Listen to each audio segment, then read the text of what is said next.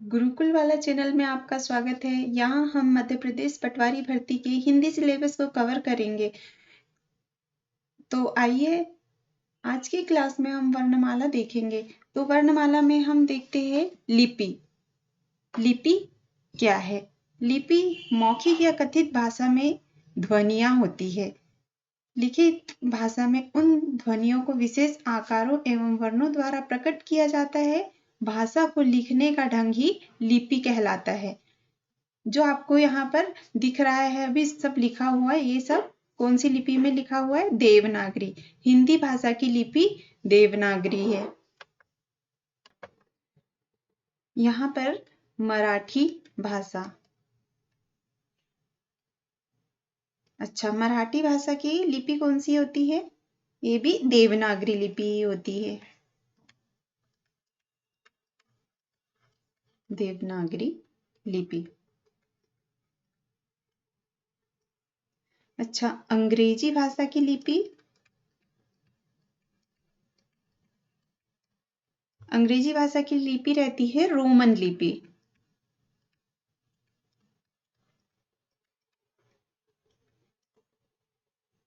और उर्दू की आएगी फारसी। फारसी लिपि या पर्शियन लिपि।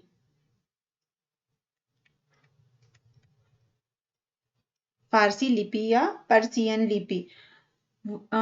तो यहाँ पर हमने ये लिपि देखी। हिंदी भाषा की लिपि देवनागरी, मराठी की देवनागरी लिपि, अंग्रेजी रोमन लिपि, उर्दू फारसी लिपि। अब देखते हैं वर्ण। वर्ण में भाषा की सबसे छोटी इकाई ध्वनि है। आपसे बीच में से भी कहीं से भी क्वेश्चन पूछ ले सकते हैं कि भाषा की सबसे छोटी इकाई क्या है? तो ध्वनि है। इस ध्वनि को ही हम वर्ण कहते हैं। इस ध्वनि को ही हम वर्ण कहते हैं। भाषा की ध्वनियों को लिखने के लिए जिन लिपि या चिन्हों का प्रयोग किया जाता है उन्हें वर्ण कहते हैं। भाषा की लिपि में जो चिन्ह आते हैं उन्हें ही प्रयोग करते हैं जिन्हें वर्ण कहते हैं। और यहाँ पर वर्ण उस मूल ध्वनि को कहते हैं,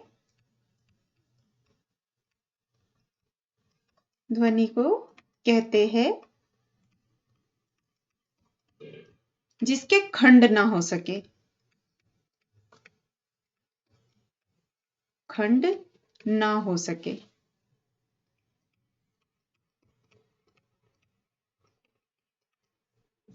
जैसे यहाँ पर अ, ई, उ, क, ख, ग। ये ऐसे शब्द है जिसके खंड नहीं हो सकते।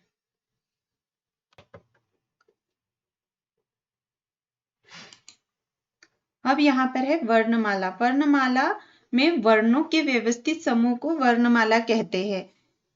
मानक हिंदी वर्णमाला में कुल 52 वर्ण हैं।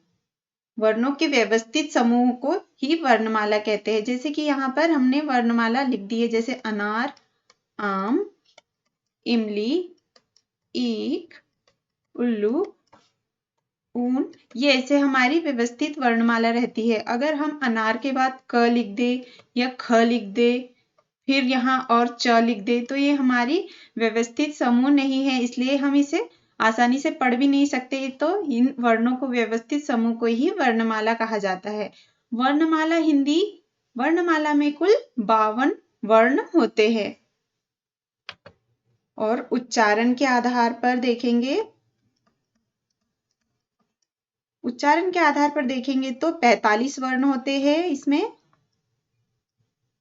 और 10 स्वर होते हैं और 35 व्यंजन होते हैं।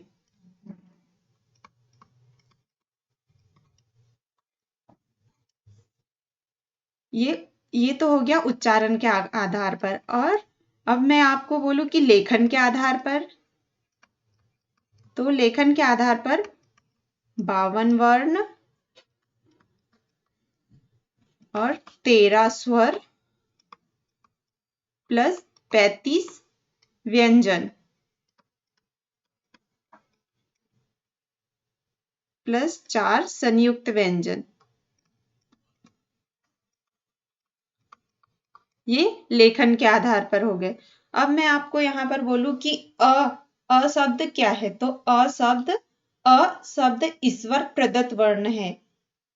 ईश्वर प्रदत्त वर्ण है। जब एक गूंगा व्यक्ति भी आ करके बोल सकता है, मतलब ये ईश्वर प्रदत्त वर्ण है। उसको कुछ भी बोल नहीं पाता और कुछ भी बोलना नहीं आता, पर वो अ बोल सकता है, इसलिए ये शब्द को ईश्वर प्रदत्त वर्ण कहते हैं। अब मैं आपको बोलूं कि हिंदी में वर्णमाला का अंतिम अक्षर कौन सा है, तो हिंदी अक्षर का ह शब्द ऐसा है जो वर्णमाला का अंतिम स्वर है। यहाँ ह शब्द जो है अपना, ये हिंदी वर्णमाला का अंतिम वर्ण है।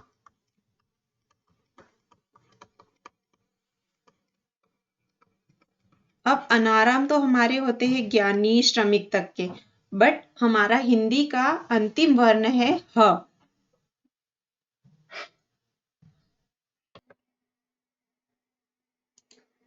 अब हम देखते हैं वर्णमाला। तो वर्णमाला में कुल 52 वर्ण होते हैं।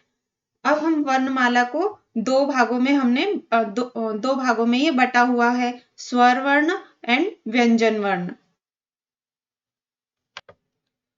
स्वर स्वतंत्र रूप से बोले जाने वाले वर्ण स्वर कहलाते हैं। जो स्वतंत्र रूप से हम बोल सकते हैं, ऐसे शब्द को स्वर शब्द कहते हैं। जैसे अ, आ, ई, बड़ा ई, ऊ, बड़ा ऊ, ए,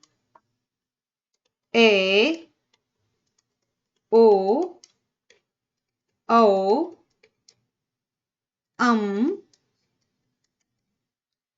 आहा। और ये एक ऋषि। ये हमारे स्वतंत्र रूप से बोले जाने वाले स्वर वर्ण हैं। यहाँ पर जो अम और आहा दिख रहा है, अम और आहा, अम आहा, ये कैसे है? अयोगवाह है। अयोगवाह स्वर है ये, जिनमें स्वर और व्यंजन दोनों का समायोजन होता है, ये अयोगवाह कहलाते हैं। जिनमें स्वर और व्यंजन दोनों का समायोजन होता है, अयोगवाह कहलाते हैं। जैसे आहा, ये हमने आहा देखा, ये कैसा है? विसर्ग स्वर है ये। और अम अनुस्वार है। अनुस्वार हो गया, ये हो गया अनुस्वार। अब देखते हैं आगे। वर्णमाला, स्वरों की संख्या। तो स्वरों की संख्या यहाँ पर कितनी होती है? 11। स्वरों की संख्या आपको मैंने पहले भी बताया, स्वरों की संख्या 11 और अयोगवाह 2। परंपरागत रूप से स्वर कितने होते हैं? 13 होते हैं। कुल स्वरों की संख्या 13। परंपरागत रूप से भी स्वर 13 होते हैं, कुल स्वरों की संख्या भी 13 होती है, और स्वरों की कुल संख्या 11 होती है। अनुस्वार, किसी वर्ण यहाँ अक्षर के ऊपर एक बिंदु के रूप में लगाया जाता है, अनुस्वार कहलाता है। अनुस्वार के उच्चारण में ध्वनि नाक से निकलती है। जैसे मैं आपको यहाँ पर उदाहरण बोलूं, संयोग। देखा, ये संयोग शब्द में ऊपर एक बिंदु लगी हुई है, तो ये अनुस्वार शब्द है। संयोग, अंकित, पंकज।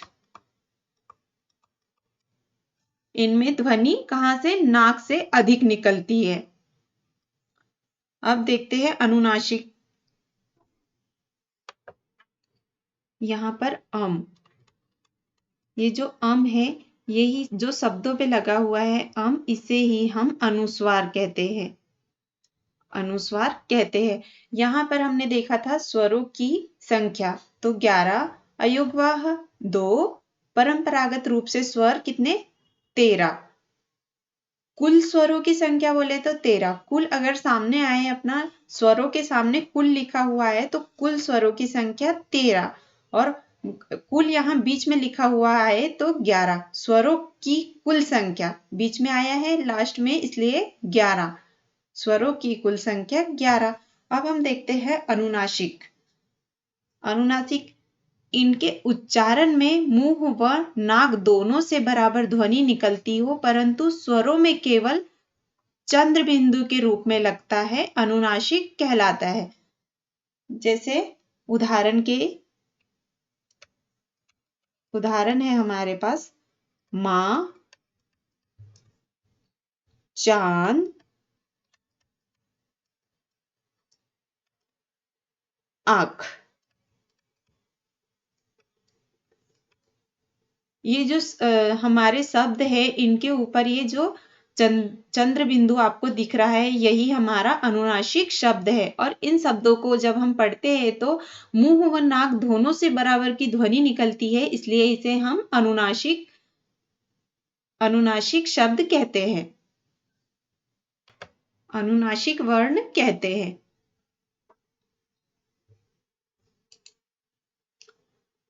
अब देखते हैं स्वरों का वर्गीकरण।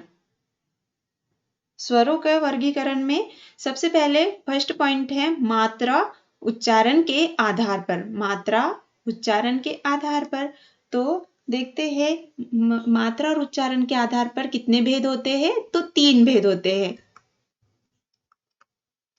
3 भेद है। सबसे पहला है ह्रस्व स्वर, सेकंड है दीर्घ स्वर या संयुक्त स्वर, थर्ड है प्लुत स्वर। तो ह्रस्व स्वर देखते हैं। उच्चारण में कम समय लगता है।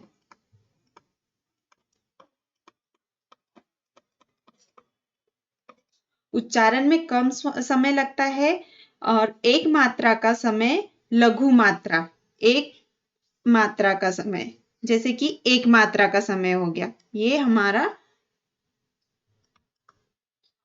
लघु मात्रा। या मूल स्वर भी कहते हैं।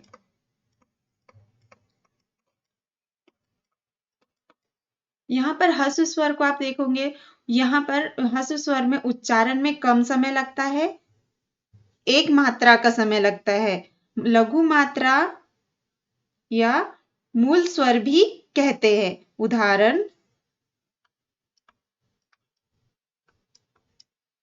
है अ, ई, उ। अब सेकंड नंबर पे है दीर्घ स्वर या संयुक्त स्वर। तो इसकी डेफिनेशन देखते हैं। उच्चारण में ह्रस्व स्वर से अधिक समय लगता है,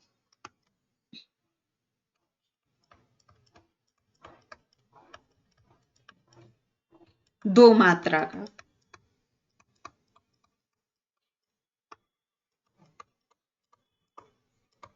कितनी मात्राओं का? 2 मात्राओं का समय लगता है। जैसे दीर्घ मात्रा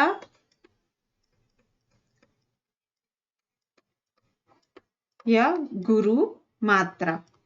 गुरु मात्रा को किससे शो करते हैं? ऐसे कुछ ऐसे शो करते हैं। उदाहरण आ, बड़ा ई, बड़ा ऊ, ए, ए ओ औ। ह्रस्व स्वर में क्या था, कम समय लगता था, सिर्फ लघु मात्रा का समय लगता था। और दीर्घ स्वर में ह्रस्व स्वर से अधिक समय लगता है, दो मात्राओं का समय, जैसे दीर्घ मात्रा और गुरु मात्रा का समय लगता है। इसे ऐसे शो करते हैं, आ ई बड़ा ऊ, ए ओ औ। इनके एग्जाम्पल है दीर्घ स्वर के। देखते हैं अब प्लुत स्वर। प्लुत स्वर में उच्चारण में दीर्घ स्वर से भी अधिक समय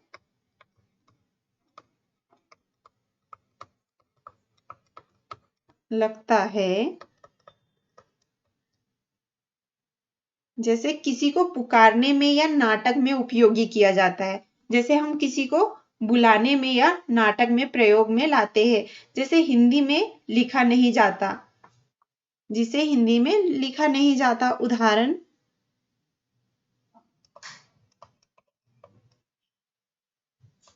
ओइम। प्लुत स्वर में क्या कहा है, उच्चारण में दीर्घ स्वर से भी अधिक समय लगता है। उदाहरण के लिए ओइम। किसी को पुकारने में या नाटक में यह उपयोग में आता है, हिंदी में इसे लिखा नहीं जाता है। पर यह हमारा हो गया स्वरों का वर्गीकरण। आगे देखते हैं।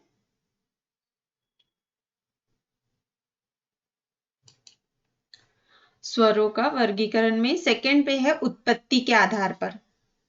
उत्पत्ति के आधार पर, तो उत्पत्ति के आधार पर कितने भेद होते हैं, तो उत्पत्ति के आधार पर होते हैं दो भेद होते हैं। सबसे पहले मूल स्वर, संधि स्वर। संधि स्वर में सबसे फर्स्ट आएगा दीर्घ स्वर एंड संयुक्त स्वर। तो मूल स्वर में हर्ष, ह्रस्व स्वर ही मूल स्वर है।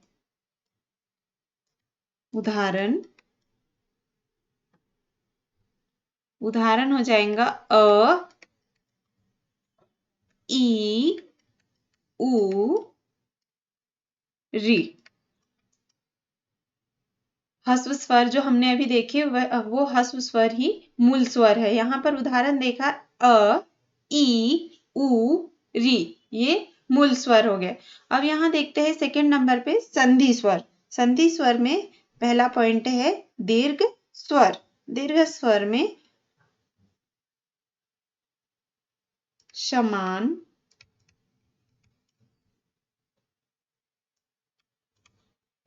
स्वरों के मेल से, उदाहरण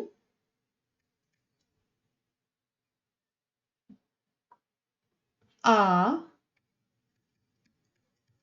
बड़ा ई, बड़ा उ। दीर्घ स्वर में समान स्वरों के मेल से ही होता है। उदाहरण आ, ई, बड़ा ऊ। संयुक्त स्वर में आएगा असमान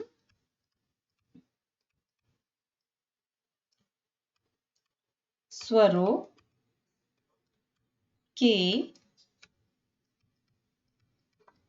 मेल से। उदाहरण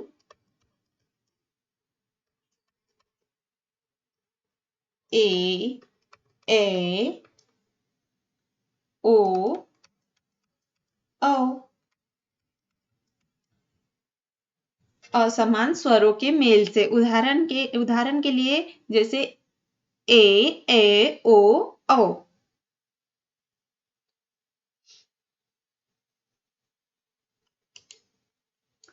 अब देखते हैं थर्ड नंबर पे जीभ के प्रयोग के आधार पर। जीभ के प्रयोग के आधार पर अग्रस्वर।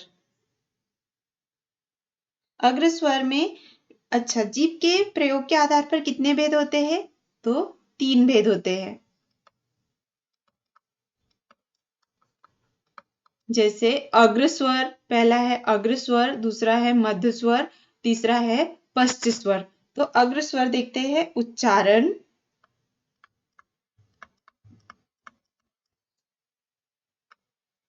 में जीभ का अग्रभाग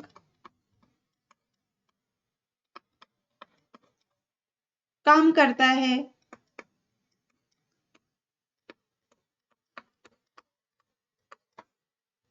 उदाहरण ई, बड़ा ई, ए, ए। भाई जब उच्चारण में जीभ का अग्र भाग काम करता है तो उसे हम अग्र स्वर कहते हैं। जब बातें करते हैं या कोई शब्द बोलते हैं तो जीभ का आगे का भाग सिर्फ काम करता है, उसे हम अग्र स्वर कहते हैं। उदाहरण, जब ई बोलेंगे, ई, बड़ी ई, ए, इसमें जीभ सिर्फ आगे की काम कर रही है, इसलिए हम इसे अग्र स्वर बोलेंगे। मध्य स्वर, मध्य स्वर में उच्चारण में जीभ का मध्य भाग काम करता हो। कौन सा भाग? सिर्फ मध्य भाग काम करता हो।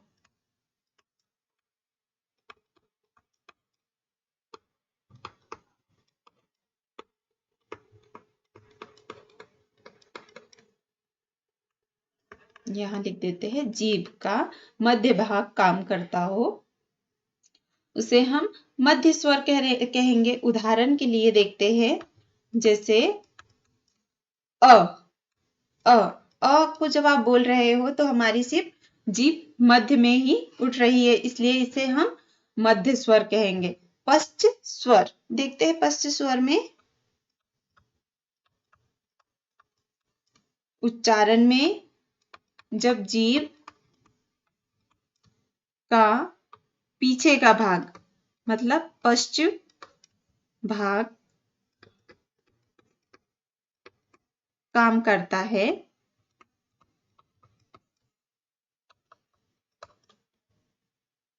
जब हम कोई भी शब्द पढ़ते हैं या बोलते हैं, जब पीछे का भाग उठता है जीभ का हमारा, तो उसे हम पश्च स्वर बोलते हैं। उदाहरण के लिए हम देखते हैं यहाँ पर, जैसे आ, उ, बड़ा उ, ओ, ओ, ये सब जब आ, उ, ओ, ये सब हम बोल रहे हैं, तो ये सब हमारी पीछे की जीभ, पीछे का भाग काम कर रहा है, इसे हम पश्च स्वर बोलेंगे।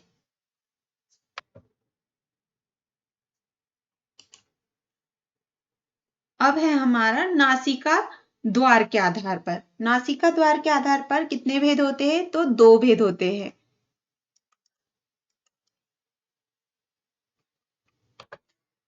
सबसे फर्स्ट में देखते हैं निरानुनासिक। यहाँ पर उच्चारण में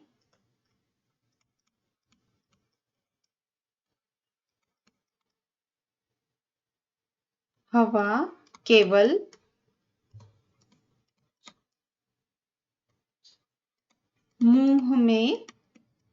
मुंह से जाती हो।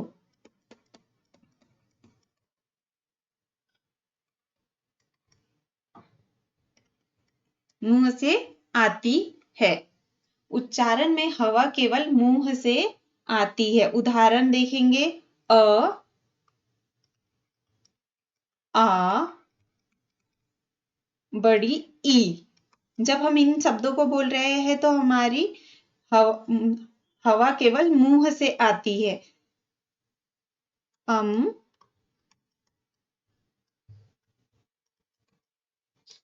को छोड़कर सभी क्या है? स्वर है।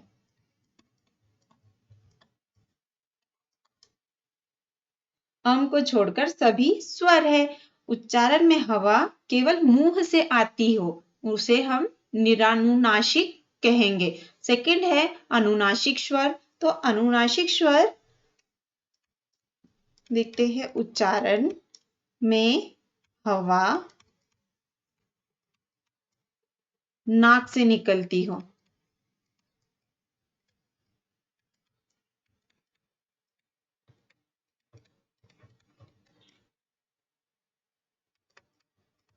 उदाहरण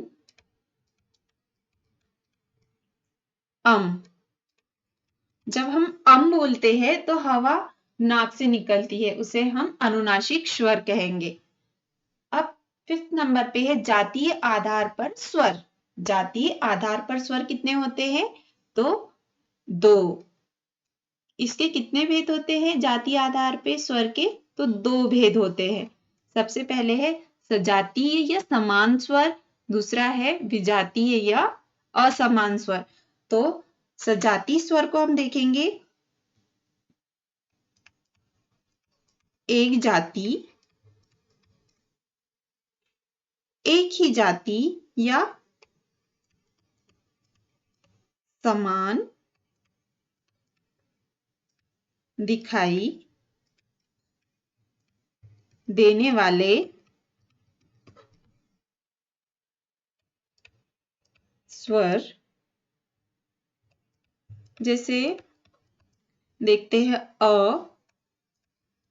आ, उ,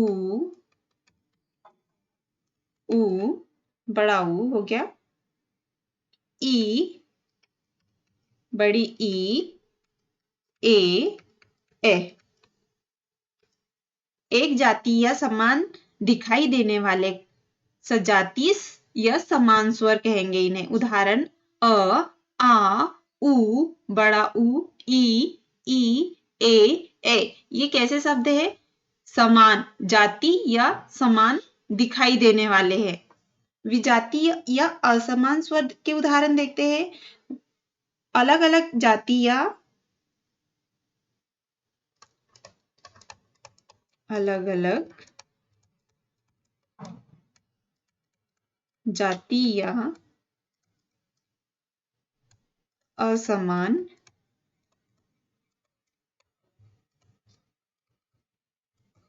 दिखाई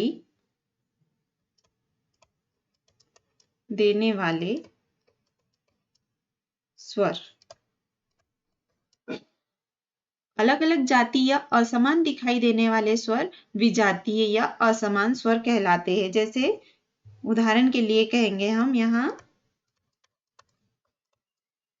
अ, ई, उ, ए, अ,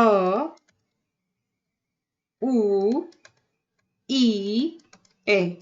ये कैसे असमान स्वर है ये।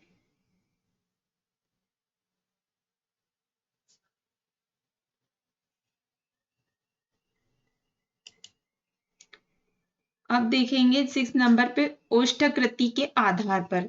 तो ओष्ठकृति के आधार पर कितने भेद होते हैं? तो 2 भेद होते हैं। कितने भेद होते हैं? 2 भेद। व्रतमुखी वृत्ताकार स्वर और अव्रतमुखी स्वर। देखते हैं व्रतमुखी वृत्ताकार स्वर को। जब हम बोलते हैं या उच्चारण में ओठ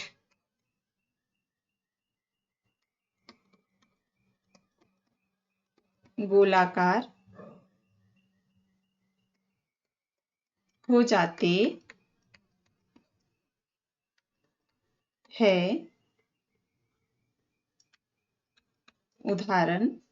उदाहरण के लिए जब हम कोई भी शब्द को बोलते हैं या बातें करते हैं, पढ़ते हैं, उन शब्दों में होठ की आकृति गोलाकार हो जाती है, उन्हें हम वृत्तमुखी या वृत्तमुखी वृत्ताकार स्वर बोलेंगे। जैसे शब्द उ, बड़ा ऊ, ओ, औ। इन शब्दों को जब हम बोलते हैं तो हमारे होठ की आकृति गोलाकार हो जाती है ना? इसे हम वृत्तमुखी वृत्ताकार स्वर कहेंगे। अवृतमुखी स्वर देखते हैं। उच्चारण में होठ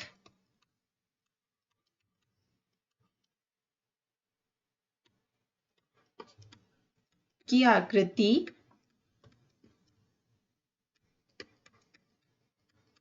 गोलाकार नहीं होती।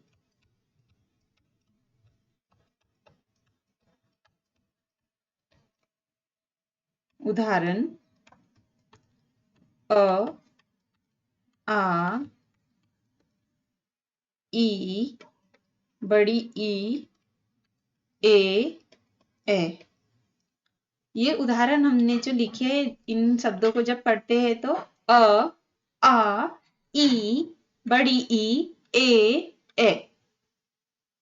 तो जब हम इन्हें पढ़ते हैं तो होठ की आकृति गोलाकार नहीं होती, इन्हें हम अवृतमुखी स्वर कहते हैं। अब नेक्स्ट है मुखाकृति के आधार पर। तो मुखाकृति के आधार पर कितने भेद होते हैं? 4 भेद होते हैं। 4 भेद हैं। विवृत स्वर, अर्धविवृत स्वर, समवृत स्वर, अर्ध समवृत स्वर। देखते हैं विवृत स्वर को। विवृत स्वर उच्चारण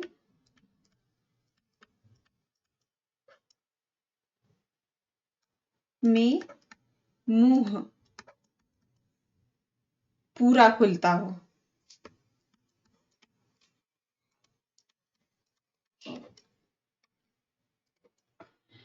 विवृत स्वर में उच्चारण जब हम करते हैं तो मुंह पूरा खुलता है। कोई भी शब्द जब हम बोलते हैं, जैसे वो तो पूरा मुंह खुलता है, उसे हम विवृत स्वर कहते हैं। उदाहरण के लिए बोलेंगे, जैसे आ जब हम बोलते हैं तो पूरा मुंह खुलता है ना, उसे हम विवृत स्वर कहेंगे। अर्धविवृत स्वर, अर्धविवृत मतलब उच्चारण में मुंह आधा खुलता हो।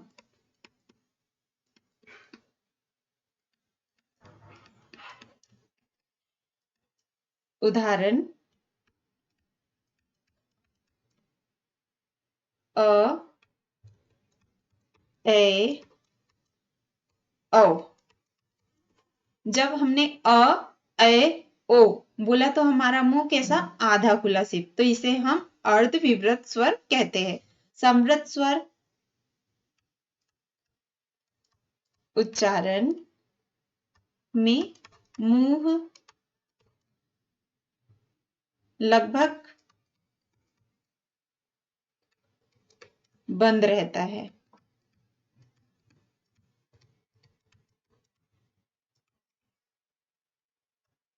उदाहरण ई, बड़ी ई, ऊ, बड़ा ऊ। जब हम ये 4 शब्द बोलेंगे ई, ऊ, ऊ, जब हम इन शब्दों को हमने बोला तो हमारा सिर्फ मुंह लगभग बंद था। अर्ध समृत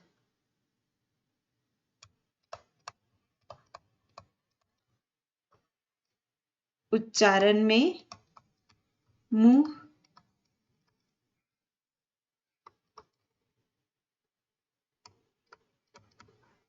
आधा बंद रहता हो। उदाहरण के लिए ए, ओ। जब हम ओ बोलते हैं तो हमारा मुंह आधा बंद रहता है। कैसा बंद रहता है? आधा बंद रहता है, तो इसलिए इसे हम अर्ध समृत स्वर कहेंगे।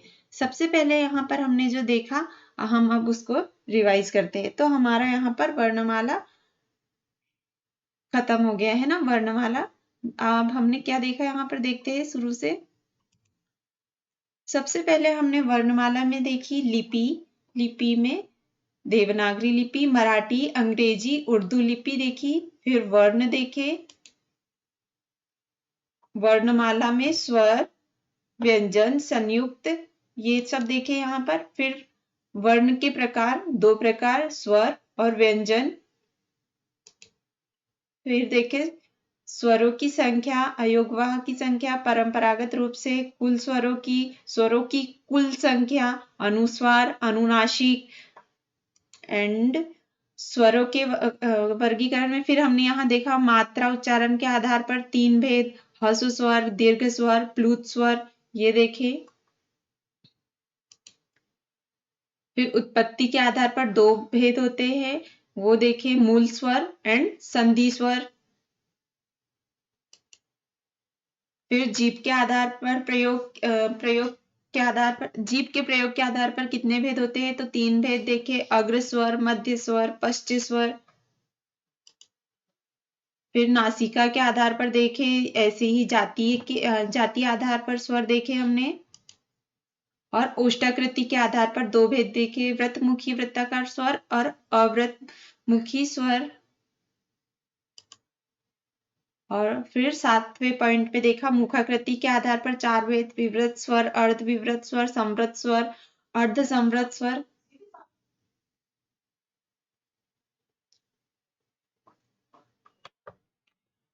ठीक है, अगर आपको मेरा चैनल पसंद आया हो तो please like and subscribe my channel. Thank you.